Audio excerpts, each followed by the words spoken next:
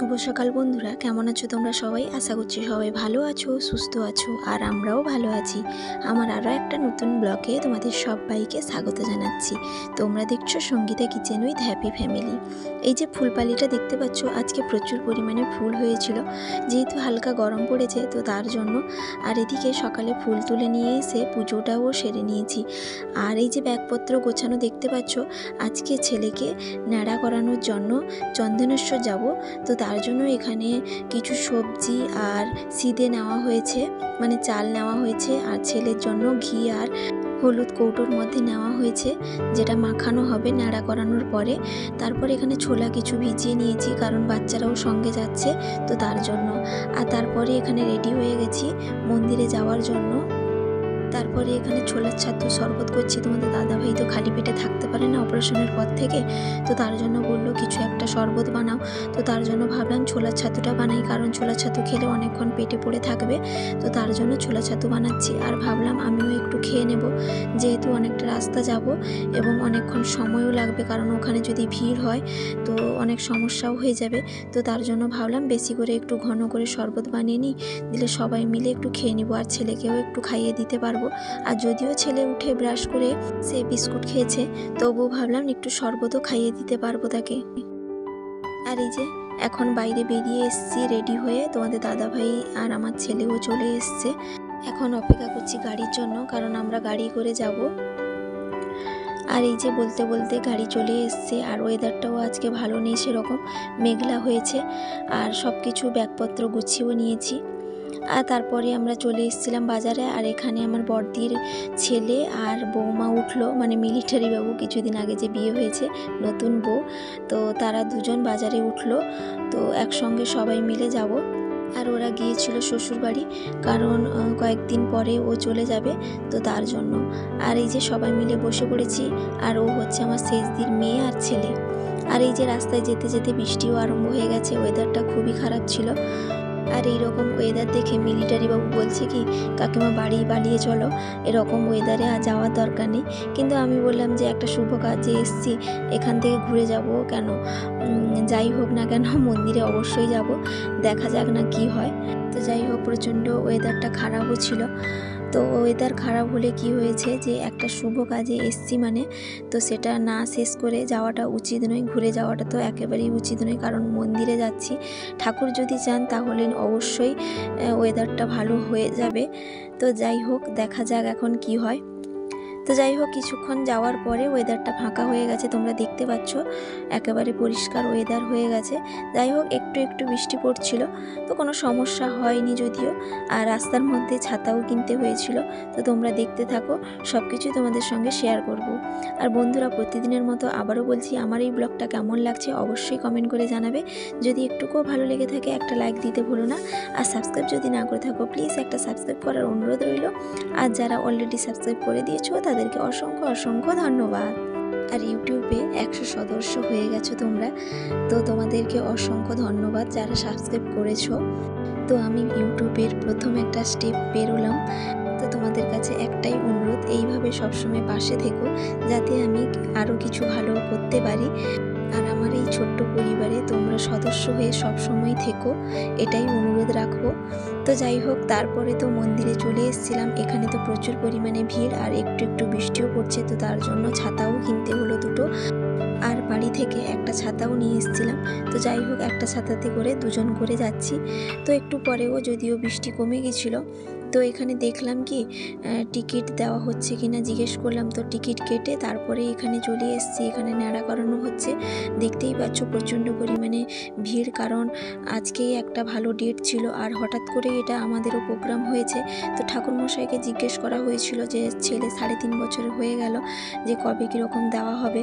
তো ঠাকুরমশাই বললেন যে আজকে একটা ভালো দিন আছে, যে যেতে চাও যদি আজকে চলে যাও।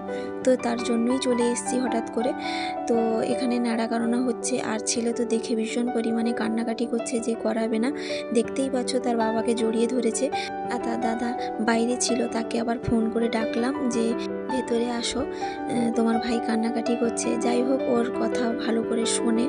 তো যাই হোক, আমার হাজব্যান্ড আর ওর দাদা ভালো করে ধরেছে, আমিও একটু হাতটা ধরে রেখেছি।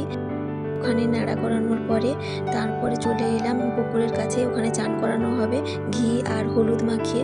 কিন্তু কি বলবো, ঠাকুরের স্থান যদিও, কিন্তু পুকুরটা এত নোংরা ছিল কি আর বলবো। তো যাই হোক, ঠাকুরের স্থান কিছু করারও নেই। তো ওকে অনেকক্ষণ পরে ভুলিয়ে ঘি আর হলুদটা মাখিয়ে চান করিয়ে চলে এলাম মন্দিরের সামনে। এখানেই টিকিট কাটতে হবে। তো এখানে টিকিট কাটার সময় দুটো টিকিট থাকে, একটা হচ্ছে ন্যাড়া করানোর জন্য আর একটা পুজো দেওয়ার জন্য। যেহেতু ন্যাড়া করানোর জন্য আগে কেটেছিলাম, তারপরে পুজো দেওয়ার জন্য টিকিট কেটে এখানে পুজোর জিনিসপত্র নিয়ে চলে এসেছি, মানে মিষ্টি ভোগ, ফুল, যদিও ফুল নিয়ে এসেছিলাম, এখানেও মালা কিনেছি। আর দেখতেই পাচ্ছ প্রচণ্ড পরিমাণে ভিড়, ওইদিকে পুলিশ দাঁড়িয়ে আছে আর আমরা এদিক থেকে ঢুকছি, মানে প্রচণ্ড পরিমাণে লাইন ছিল। তো কিছুক্ষণ দাঁড়ানোর পরে ওর বাবাকে বললাম যে আগে ঠাকুরমশাইকে জিজ্ঞেস করো যে কোথায় কি হচ্ছে না হচ্ছে, সেরকম তো আমরা জানি না। তো দুজন ঠাকুরমশাইকে জিজ্ঞেস করার পরেই জানতে পারলাম যে প্রথম কিন্তু ওকে সুস্থান করানো হবে, তারপরে মন্দিরের ভেতরে পুজো দেওয়া হবে। তো তার জন্য বাইরে কিছু ঠাকুরমশাই বসছেন সুস্থান করানোর জন্য। তো তার জন্যই এখানে চলে এসেছি, এখানে সুস্থানটা প্রথমে করিয়ে নিব। আর যদি সেরকম সুযোগ হয় ভেতরে ঢুকে পুজোটা দিব, আর যদি সেরকম সুযোগ না হয় আর পুজোটা দেওয়া যাবে না। তো যাই হোক, প্রচণ্ড পরিমাণে ভিড় ছিল, বাচ্চাকে নিয়েও আর ঢুকতেও পারিনি। তো বাইরে পুজো দিয়ে এখানে একেবারে রেডি হয়ে গেছি বাড়ি যাওয়ার জন্য। আর বেশিক্ষণ থাকবো না, কারণ বাচ্চাও বেশিক্ষণ থাকতেও পারবে না, আর ওয়েদারটাও সেরকম ভালোও ছিল না। আর এখানে জিনিসগুলো দেখতে পাচ্ছ, এখানে অনেক কিছু জিনিস বিক্রিও হয়। আর এবার বাড়ি চলে যাব, আর বাড়ি যাওয়ার আগে কিছু খেতেও হবে, কারণ অনেকটা বেলাও হয়ে গেছে। আর এই যে মন্দির থেকে বেরোনোর সময় এখানে কিছু চিপস প্যাকেট দেখতে পেয়ে গেছে ছেলে, তো নেবে বললো, তো তার জন্য 2-3টে তার দাদা কিনে দিল।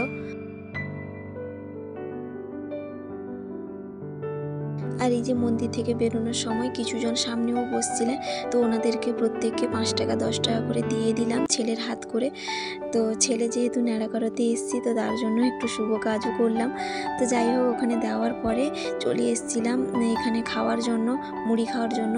প্রচণ্ড পরিমাণে খিদে পেয়েছিল, আর মুড়িটা আমরা বাড়ি থেকে নিয়ে গেছিলাম, তো তার জন্য আর মুড়ি সেভাবে নিইনি। এখানে তরকারি আর চপ আর বেগুনি নেওয়া হয়েছে। তো সবাই মিলে এখানে বসে খেয়ে নেব, কারণ অনেকটা বেলা হয়েছে। তো তার জন্য খিদেও পেয়ে গেছে সবার, আর না খেয়ে সবাই এসেছিল, এমনি প্লেন শরবত খেয়ে সবাই এসেছিল। তো তার জন্য আর এখন প্রায় 12:30টার উপরেও বেজে গেছে, তো তাই ভাবলাম এখানে খেয়ে নিই। আর এই যে সবাইকে মুড়ি দিয়ে দিলাম, আর ওর বৌদি বলছে এতগুলো মুড়ি খাবো না আমি, আর চপ খাবো না আমি। তো যাই হোক, এখানে সবাই মিলে খেয়ে নিই। আর ও আমার ছেলে তো তার বাবার কাছে খাচ্ছে। আর তারপরে বেরিয়ে চলে এলাম গাড়ি করে, কারণ আমরা গাড়ি করে এসেছিলাম, তো তার জন্য। আর এখানে কিছু জিনিসপত্র বিক্রি হচ্ছে, তোমাদের সঙ্গে একটু শেয়ার করে নিচ্ছি। আর ওয়েদারটা যেহেতু ভালো ছিল না, তো তার জন্য কোথাও যেতেও ভালো লাগলো না, আর কোনো কিছু কেনাকাটাও করা হয়নি, কারণ বাড়িতে সেভাবে রাখার জায়গাও নেই এই মুহূর্তে। তো যাই হোক, এই যে দোকানপাটগুলো দেখতে পাচ্ছ, যদি কেউ কিনতে চাও এখানেও কেনাকাটা করা যায়। অনেক কিছু জিনিস থাকে এখানে, ঠাকুরের জিনিসপত্রও থাকে। আর তোমাদের দাদাভাই এখানে একটু নেমে পড়েছে, কারণ কিছু মিষ্টি নেওয়ার জন্য, মানে খাজা গোজা যেগুলো বলে ওইগুলো নেওয়ার জন্য। আর এরই মধ্যে ছেলেরও বায়না ছিল একটু ওই চিপসগুলো নেওয়ার জন্য, কারণ তার দাদা খেয়ে নিয়েছিল, তো ও তো চিপস পায়নি। তো তার জন্য ওর বড়দা নেমে আবার চিপস প্যাকেটও নিয়ে এলো। তো কিছুগুলো খেয়েছে, আর খাবে না বললো, তো তার জন্য তার দাদা খাচ্ছে, আর তার ছোটদাও খেয়েছে এখানে। তো তারপরে আর কোথাও দাঁড়াইনি, তো এখন চলে আসছি বাড়ির দিকে। আর এটা দেখতে পাচ্ছ দীঘার গেট। আর ওখানে যেহেতু মুড়ি খাওয়া হয়েছিল, ভাত খাওয়া হয়নি, তো তার জন্য বাড়ি এসে ভাত খাচ্ছি। শেষ দিকে বলেছিলাম ভাত রান্নার জন্য, তো শেষ দিয়ে আলু মাখা আর সজনে ডাঁটা দিয়ে আলু দিয়ে ঝোল করেছে। আর আমি বাড়ি এসে ঢ্যাঁড়স আর আলুটা ভাজা করেছি। তো বন্ধুরা, আজকের ব্লগটা এখানেই শেষ করছি, না হলে অনেকটা বড় হয়ে যাবে। তো সবাই ভালো থাকবে, সুস্থ থাকবে, আবারও দেখা হবে।